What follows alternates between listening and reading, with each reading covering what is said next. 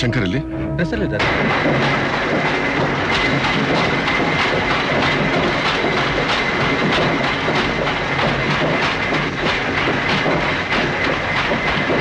ಮೇಲ್ಗಡೆ ಇರೋದೆಲ್ಲ ಪ್ಯಾಕ್ ಮಾಡಿಸಿ ಚೆಕ್ ಮಾಡ್ಬಿಟ್ಟು ರಿಪೋರ್ಟ್ ತಂದು. ಸರಿ ಸರ್. ನಮಸ್ಕಾರ ಸರ್. ನಮಸ್ಕಾರ. ಪ್ರಿಂಟಿಂಗ್ ಶುರು ಮಾಡ್ತಿದ್ದೀರಾ? Yes sir. By the by, IAS officers ಇಂಟರ್ವ್ಯೂನಲ್ಲಿ ನಡೆದಿರೋ ಅವ್ಯವಹಾರದ ಬಗ್ಗೆ ಪ್ರೂಫ್ ಎಲ್ಲ ರೆಡಿ ಮಾಡಿಟ್ಟಿದ್ದೀರಾ? ಸರ್ ಅದು ವಾಟ್ ಹ್ಯಾಪನ್? ಆ ಅವ್ಯವಹಾರದಲ್ಲಿ ಸೆಂಟ್ರಲ್ ಮಿನಿಸ್ಟರ್ ಗುಪ್ತಾ ಅವ್ರ ಹೆಸರಿದೆ. ಸೊ ಯಾವುದೇ ಕಾರಣಕ್ಕೂ ಆ ವಿಷಯ ಪಬ್ಲಿಷ್ ಮಾಡಬಾರ್ದು ಅಂತ ಟಾಪ್ ಲೆವೆಲಿಂದ ಫೋರ್ಸ್ ಬಂದಿದೆ ಸರ್. ಅದು ಅಲ್ಲದೆ ಅವ್ರು ನಮಗೆ ಫೋನ್ ಮಾಡಿ ಈ ವಿಷಯ ಹೊರಗಡೆ ಬಂದ್ರೆ ನಿಮ್ ಪತ್ರಿಕೆಗೆ ತೊಂದರೆ ಆಗುತ್ತೆ ಅಂತ ಥ್ರೆಟನ್ ಮಾಡಿದ್ರು ಸರ್. ಪ್ರಜಾಪ್ರಭುತ್ವ ಪತ್ರಿಕೆ ಯಾವ ನದಿ ಕೂಗು ಸೊಪ್ಪಾಗೋದಿಲ್ಲ ರಿಪ್ಲೈ ಮಾಡಬೇಕಾಗಿತ್ತು. ಮಿಸ್ಟರ್ ಶಂಕರ್, ಕಂಡದ್ದನ್ನು ಕಂಡಾಗ ಪಬ್ಲಿಷ್ ಮಾಡದೆ ಹೋದ್ರೆ ನಾವು ಜನಗಳಿಗೆ ಮೋಸ ಮಾಡಿದಾಗುತ್ತೆ. ನಮ್ಮ ಪತ್ರಿಕೆ ಸತ್ಯ ಎತ್ತಿಡಬೇಕೇ ಹೊರತು ಮುಚ್ಚಿಡಬಾರ್ದು. This is the last warning for you and everybody.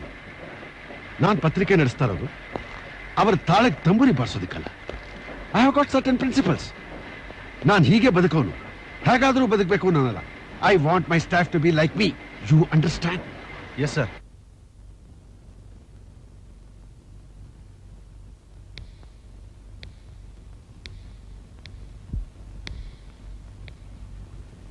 ಯಾಕೆ ಶೋಭ್ರಾಜ್ ಸೈಲೆಂಟ್ ಆಗಿ ಕೂತಿದ್ದೀರಾ? Are you not feeling well? No, I am all right. ಮತ್ತೆ ಯಾಕೆ ಟೈಮ್ ವೇಸ್ಟ್ ಮಾಡ್ತಿದ್ದೀರಾ? ಬರೀರಿ. Thank you.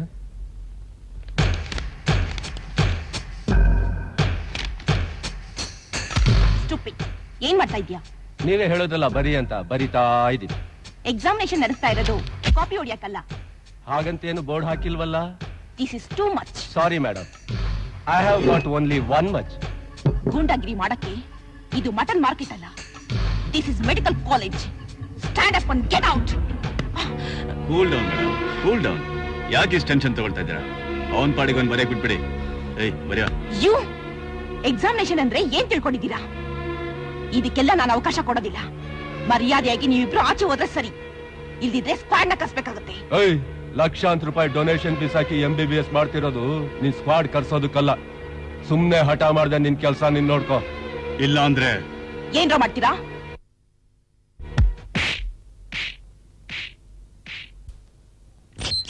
Stop it idiots. Medical college students ಆಗಿ ಅನ್ಎಜುಕೇಟೆಡ್ ಫೂಲ್ಸ್ ತರ ಮಚ್ಚ ಕೈನಲ್ಲಿ ಹಿಡ್ಕೊಂಡು ಲೆಕ್ಚರರ್ ಮೇಲೆ ಕೈ ಮಾಡೋಕೆ ನಾಚಿಕೆ ಆಗೋಲ್ಲ ನಿಮ್ಗೆ? ಗೂಂಡಾಗಿರಿ ಮಾಡಿಕೊಂಡು ಪದವಿ ಪಡೆಯೋದಾಗಿದ್ರೆ ಈ ಕಾಲೇಜು, ಎಜುಕೇಶನ್ ಸಿಸ್ಟಮ್ ಎಲ್ಲ ಯಾಕಿರ್ಬೇಕಾಗಿತ್ತು? ನಿಮ್ಮಂತಹ ಗೂಂಡಾಗಳಿಂದ ಈ ಕಾಲೇಜಿಗೆ ಕೆಟ್ಟ ಹೆಸರು ಬರೋದಕ್ಕೆ ನಾನು ಬಿಡೋದಿಲ್ಲ. You are dismissed. Inspector, take them to custody.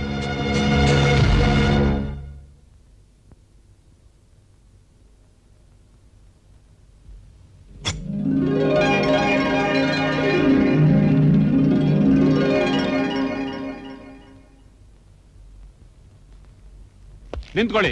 ಸ್ವಲ್ಪ ಯಜಮಾನ ನೋಡ್ಬೇಕಾಯ್ತಪ್ಪ. ಅವ್ರು ಬ್ಯುಸಿ ಆಗಿದ್ದಾರೆ. ಇಲ್ಲ, ಅರ್ಜೆಂಟ್ ನೋಡ್ಬೇಕಾಗಿತ್ತು.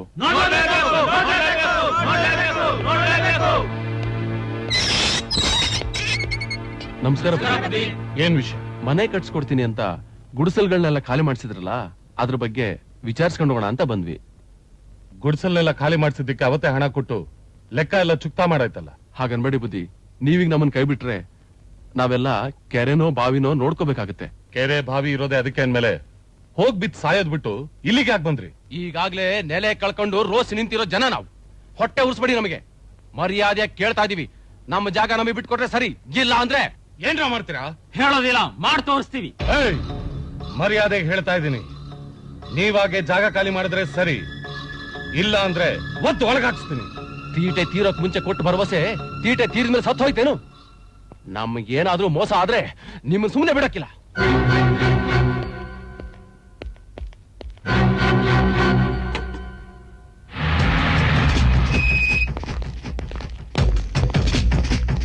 ನಮಸ್ಕಾರ ಸರ್.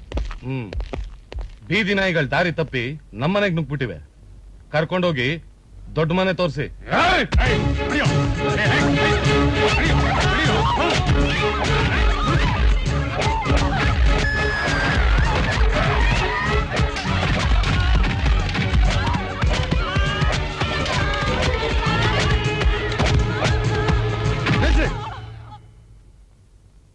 ನೀವು ಮನುಷ್ಯರ ರಾಕ್ಷಸರ ದನ ಚಸ್ತಾ ಇದ್ದೀರಾ? ಸ್ವಲ್ಪ ಕೂಡ ಮನುಷ್ಯತ್ವ ಬೇಡ? ಈ ಪುಂಡ್ರೆಲ್ಲ ಗುಂಪು ಕಟ್ಕೊಂಡು ಮನೆ ನುಗ್ಗಿ ಗಲಾಟೆ ಮಾಡ್ತಿದ್ರು, ಅದಕ್ಕೆ ಕಳ್ಸಾ ಇದೀನಿ ಸರ್. ಸುಳ್ಳು ಹೇಳ್ತಾ ಇದ್ದೇನೆ ಬುದ್ಧಿ. ನಮಗೆ ಆಗಿರೋ ಅನ್ಯಾಯಕ್ಕೆ ನ್ಯಾಯ ಕೇಳಕ್ ಬಂದ್ವಿ. ಆದ್ರೆ ಈ ಮನೇಲಿರೋ ದೊಡ್ಡ ಮನುಷ್ಯ ನಾವೆಲ್ಲ ಬಂದ್ ಗಲಾಟೆ ಮಾಡ್ತಿದೀವಿ ಅಂತ ಸುಳ್ಳು ಕಂಪ್ಲೇಂಟ್ ಕೊಟ್ಟು ನಮ್ಮನ್ನೆಲ್ಲ ಹೊಡೆಸ್ತಾ ಇದ್ದೇನೆ ಬುದ್ಧಿ. Shut up. ಶ್ರೀಮಂತರ ಸಲಾಮ್ ಹಾಕುವ ನಿಮ್ಮಂತ ಸ್ವಾರ್ಥ ಅಧಿಕಾರಿಗಳಿರೋವರೆಗೂ ನಮ್ಮ ದೇಶ ಉದ್ಧಾರ ಆಗೋದಿಲ್ಲ. ಪೊಲೀಸ್ನವರೇ ಗೂಂಡಾಗಿರಿ ಮಾಡೋದಾದ್ರೆ ಅದಕ್ಕೊಂದು ಡಿಪಾರ್ಟ್ಮೆಂಟ್ ಬೇಕಾ? ಇವರು ನ್ಯಾಯ ಕೇಳಕ್ ಬಂದಿದ್ದಾರೆ, ಅವರಿಗೆ ನ್ಯಾಯ ದೊರಕಿಸ್ಕೊಡ್ಬೇಕಾದ್ರೆ ನಿಮ್ ಕರ್ತವ್ಯ. ಅದು ಬಿಟ್ಬಿಟ್ಟು ಅವ್ರ ಮೇಲೆ ದೌರ್ಜನ್ಯ ಮಾಡ್ತೀರಾ? ನಿಮಗೆ ನಾಚಿಕೆ ಆಗೋದಿಲ್ಲ? ಯಾರು ಯೋಚನೆ ಮಾಡಬೇಡಿ. ನಿಮಗಾಗಿರೋ ಅನ್ಯಾಯಕ್ಕೆ ನಾನ್ ನ್ಯಾಯ ದೊರಕಿಸ್ಕೊಡ್ತೀನಿ.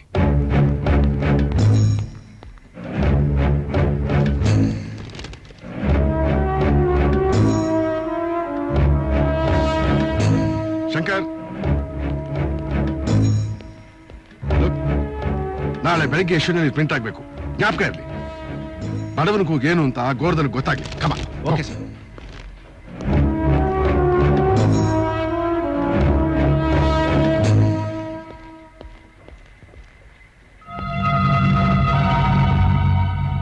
ಮೋಹನ್ ರಾವ್,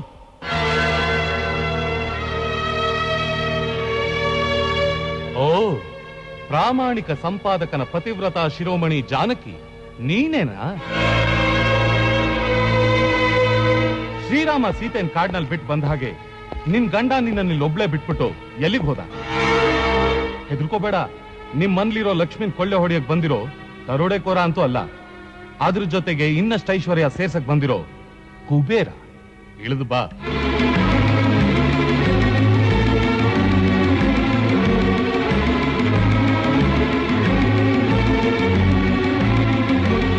ಲಕ್ಷ್ಮೀ ಸರಸ್ವತಿ ಒಂದೇ ಕಡೆ ಸೇರಲ್ಲ ಅನ್ಕೊಂಡಿದ್ದೆ, ಆದ್ರೆ ಇಲ್ಲಿಬ್ರು ತಾಂಡವಾಡ್ತಿದ್ರು. ನಿನ್ ಕುತ್ಕೆಲ್ ಒಂದ್ ಕಾಸಿನ ಸರನೂ ಇಲ್ವಲ್ಲ ಅನ್ನೋ ಕೊರ್ಗು ನನಗೆ. ಹೇಯ್, ತಗೋ ಈ ಕಾಸು. ಯಾಕೆ ಕೊಡ್ತಾ ಇದ್ದೀನಿ ಇದನ್ನ ಅಂತ ಶಾಕ್ ಆಗ್ತಾ ಇದೆಯಾ? ಕಾಸ್ಗೊಂದು ಪೆನ್ನು, ಪೈಸಕ್ಕೊಂದು ಪೇಪರು ಸಿಗತ್ತೆ ಅಂತ ನಿನ್ ಗಂಡ ಅನ್ಸ್ಕೊಂಡಿರೋ ಪ್ರಾಣಿ ನನ್ನಂಥ ಒಳ್ಳೆಯವನ ಬಗ್ಗೆ ತನ್ನ ಕೆಟ್ಟ ಬರವಣಿಗೆಯಿಂದ ನನ್ನ ಬೆಳವಣಿಗೆನೆ ಹಾಳು ಮಾಡ್ತಾ ಇದ್ದಾನೆ. ಸರ್ಕಾರನೇ ಇದ್ರ ಬಗ್ಗೆ ತಲೆ ಕೆಡಿಸ್ಕೊಳ್ದೇ ಇರುವಾಗ ನಿನ್ ಗಂಡನ್ ಯಾಕೆ ಬೇಕಿವೆಲ್ಲ? ನೋಡು, ನೀನ್ ನೋಡಿದ್ರೆ ನಿನ್ ಗಂಡ ನಿನ್ ಮಾತು ಕೇಳೋ ಹಾಗೆ ಕಾಣ್ತಾನೆ. ನೀನಾಗೆ ಅವನ್ ಪೆನ್ ಮುಳ್ಳ ಮುರಿದು ಹಾಕಿ ಹಿಂಗ್ ಖಾಲಿ ಮಾಡಿದ್ರೆ ಸರಿ, ಇಲ್ಲ ಅಂದ್ರೆ ನಿನ್ ಮುತ್ತೈದೆ ತನ ನಾನ್ ಖಾಲಿ ಮಾಡ್ತೀನಿ.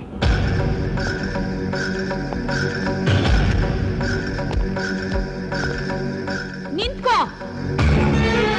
ಗೃಹಸ್ಥರ ಮನೆಗೆ ಬಂದು ಈ ರೀತಿ ಬಿಹೇವ್ ಮಾಡೋದಕ್ಕೆ ನಾಚಿಕೆ ಆಗೋದಿಲ್ಲ ನಿನ್ಗೆ?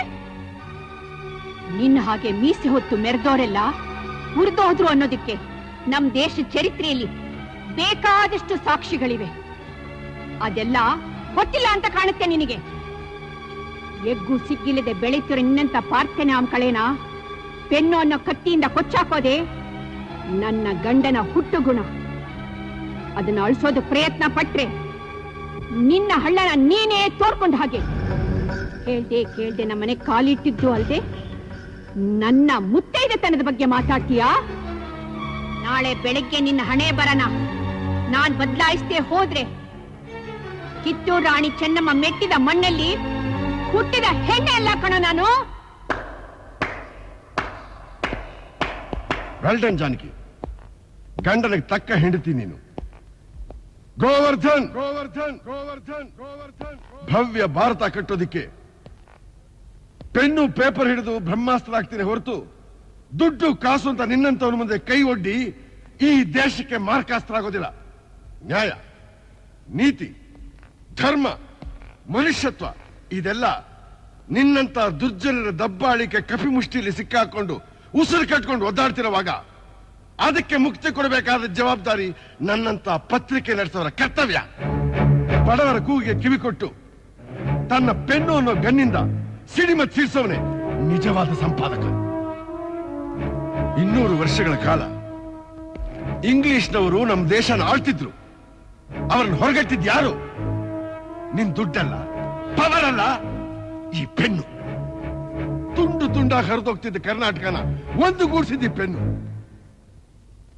ಪ್ರಜಾಪ್ರಭುತ್ವದ ನಾಡಿ ಈ ಪೆನ್ನಿಂದ ಸಿಡಿಯೋ ಕಿಡಿ ಅನ್ನೋದು ನಿನಗೇನೋ ಗೊತ್ತು. ಪೆನ್ನು ಪೇಪರ್ ಮನಸ್ಸು ಮಾಡಿದ್ರೆ ಒಂದು ರಾಜ್ಯನ ಉಳಿಸಲೂಬಹುದು ಅಳಿಸಲೂಬಹುದು. ಅದಕ್ಕೆ ಸಾಕ್ಷಿ ಒಂದು ಪ್ರಬಲವಾಗಿದ್ದ ಸರ್ಕಾರ ಇವತ್ತು ಬಿದ್ದೋಗಿ ಒಂದು ಪ್ರಭುತ್ವ ಪಕ್ಷ ಅಧಿಕಾರ ನಡೆಸ್ತಾ ಇದೆ. ನಾಳೆ ನಿನ್ನ ವಿಚಾರ ಪತ್ರಿಕೆಯಲ್ಲಿ ಬಂದೇ ಬರುತ್ತೆ. ನಿನ್ ಇನ್ನೊಂದು ಮುಖ ಏನು ಅನ್ನೋದನ್ನ ಸರ್ಕಾರ ಜನತೆ ತಿಳಿಯುತ್ತೆ. ಇದುವರೆಗೂ ನಾನು ಮಾತಾಡ್ತಿದ್ದೆ, ನೀನು ಕೇಳ್ತಾ ಇದ್ದೆ. ಇನ್ ಮುಂದೆ ಕುಮಾರ್